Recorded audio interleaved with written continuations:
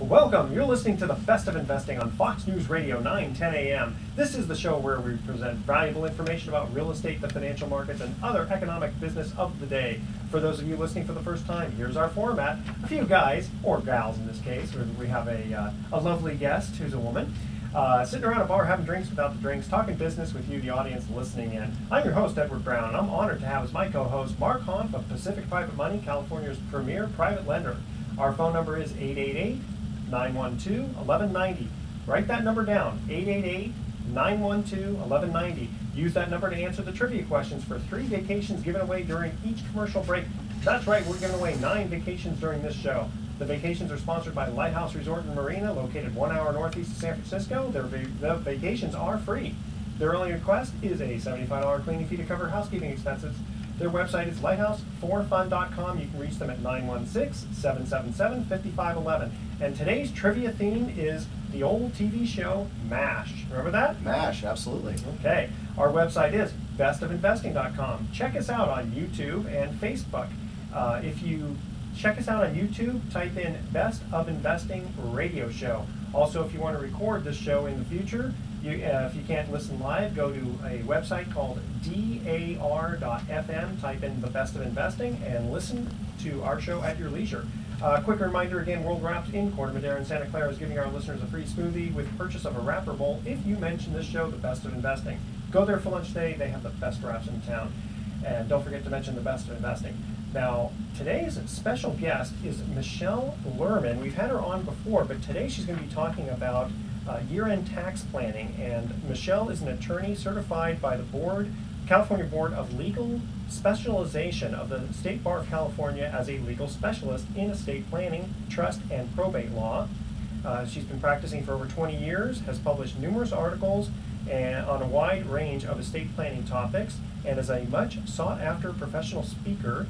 She was also selected for inclusion in the 2009 and 2010, I love this title, California Super Lawyers. You gotta love that lawyer. one. All right, Michelle. Yeah, welcome back to the Best of Investing. Thank you. All right, now let's get right into it because you gave us a lot of great topics to go over.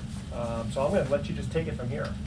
Well, estate planning is one of those areas of the law that really evolves. And if you don't stay up to date, you not only could get yourself into a lot of trouble, but you've actually missed some opportunities. So we're going to focus today about really the opportunities. Okay. What do people need to know? And before the end of the show, I understand you're going to be giving a free report to our listeners.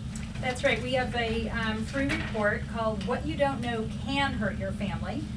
5 ways to make sure your children, wishes, and assets stay protected should something happen to you. Okay. So one of the things here you had was 2011 Tax Act Must Know Basics. Right, so there's been huge changes in the law. So in 2011, we had a tax act that went into effect that's only going to apply until the end of next year. So it created opportunities that starting January 1st in 2013 are going to end, unless additional legislation applies. So we're already December, so we basically have next year, unless something even changes sooner. Now, there was something in 2010 that it was unlimited, the death, the death Right, tax. if you were fortunate enough to die in 2010, your heirs didn't have to pay any estate taxes. No, unfortunately I lived, so I didn't get the benefit of that, but or my heirs did. I can't say you missed an opportunity. That would just not be right. No. That would just not be right. But it's true, in 2010, someone could pass away without any estate tax at all. So George Steinbrenner, billionaires, a lot of wealth, people passed away and there were no estate taxes at all. That was in 2010. That was in 2010. Okay. In 2011, now the exclusion amount went to $5 million. But really, that's still pretty high, and that means as a couple it could be $10 million. But the real news is that you can leave that while you're living. Like through a gift tax? Through a gift, and there's no gift tax on leaving that while you're living. So that's really the limited opportunity that people should be focusing on now, especially if you think that you're going to have a taxable estate upon your demise. I mean, think about it. Yeah. Property values are low, right? Yeah. Why not lower? Definitely lower. And so possibly why not declining more. And possibly declining more, but eventually, hopefully, going up. Yes. So why not transfer them now, free of gift tax, and let them grow and let all of that income go into the estate of your children or grandchildren? Well, as I remember, the tax has been, the credit has been for either estate or gift, right? Exactly. So in theory, you could have, even years before, given away a lot of your assets and not had any tax because you would have used up the credit for gifting rather than estate. That's true, but the key word is a lot. That's the word true. a lot, because what does a lot mean? Well, it used to be $1 million, and now it's $5 million. Well, I know the IRS, So that's the a big lot news. is anything. They it's Right. just how much money did you make? Send it in, right? So Michelle, when I think of estate planning, I think of revocable trusts, and I come across them a lot. A lot of my clients that are who loan money to our company loan them through revocable trusts, et cetera. So if I set up a trust a number of years ago and maybe I haven't had it reviewed in a while, what are some of the things that I should be considering given some of these these changes you're talking about? Well, the type of trust you need is going to depend on what the law is. So you can imagine that if the law used to be that you could only leave $1 million free of estate tax, that means for a married couple $2 million upon your demise.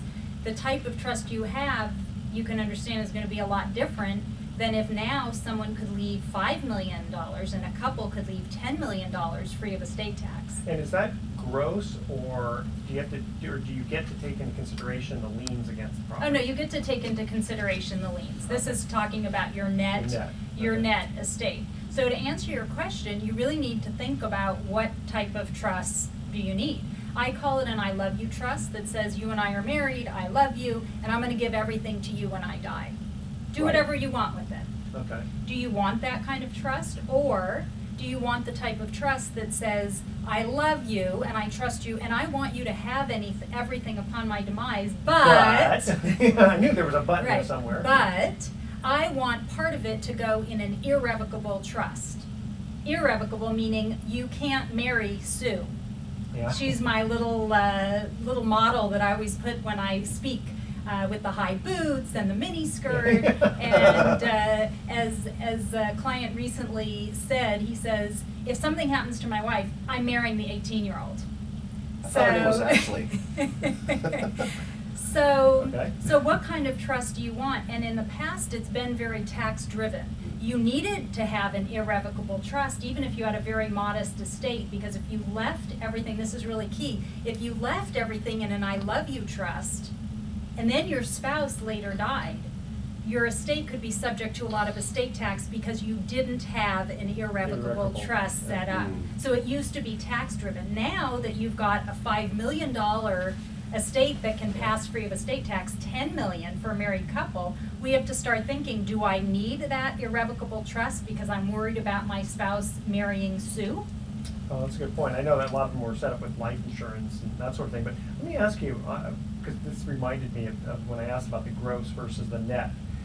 If you have a house or a rental property worth $1 million and you owe $1.5 million on it, do you get to still kind of take $500,000 away from the rest of your assets, or is it asset by asset? You know what I mean? Don't they take just the total gross versus everything you owe? Yeah, no, it's the total net estate Okay, is what you're good. subject to estate tax. Plus, if you own something and you only own a fraction of it, you maybe have a partner, then the IRS is also frequently giving valuation discounts. Absolutely, because trying to sell 10% of a property Sure. is not worth exactly 10% of the value. Sure, but the IRS calculates their estate tax based on net. But still, you can imagine the type of trust you would have if someone hasn't reviewed their trust in a long time is very different under the current laws. But here's the problem. In only a year, the law is supposed to revert back to that $1 million exclusion. So now what kind of trust do I need? Back to the irrevocable Maybe. one. And so the biggest mistake that people make is thinking, well, I'm not going to do anything. I'm just going to wait because I want to know what the law is. But yeah, because they may change it again. They may change it again. Is this but the kind you of need question you ask your wife, how much do you love me? And plan ahead. How much do you trust me? Yeah, I don't know if it's yeah. love. That's really the best one. How much do you trust me? Yes. Right. So we got 3 weeks to the end of the year. What are some of the other things that you're suggesting your clients take into consideration for tax planning? Well, the biggest thing I want people to look at now is whether they should make what's called annual exclusion gifts. So what we've been talking about is a lifetime exclusion. It's now called a basic exclusion amount, and that's the $5 million that you can leave. You can leave it upon your demise, you can leave it during your lifetime, but in addition to that, people can give unlimited amounts of what we refer to as annual exclusion gifts. Sometimes people think it's the $10,000, it actually went up to $12,000, now it's $13,000. Okay. And you can leave that to any person, as many people as you want. So often you Oh, it give doesn't have to be family members. It doesn't.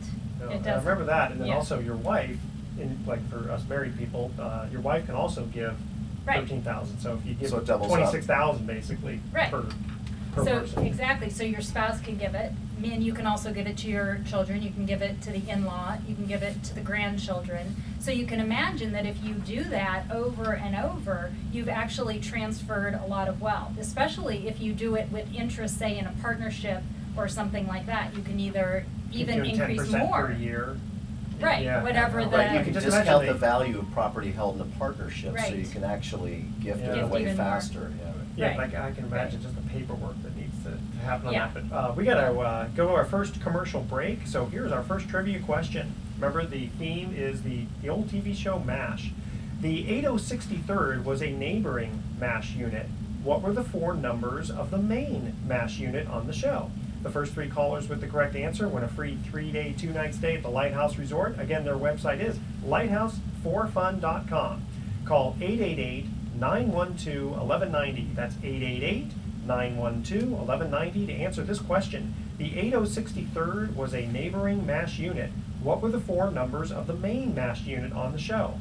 One more time, 888-912-1190. Make sure to include your name, address, email address, speak slowly on that, and phone number, and we will be right back.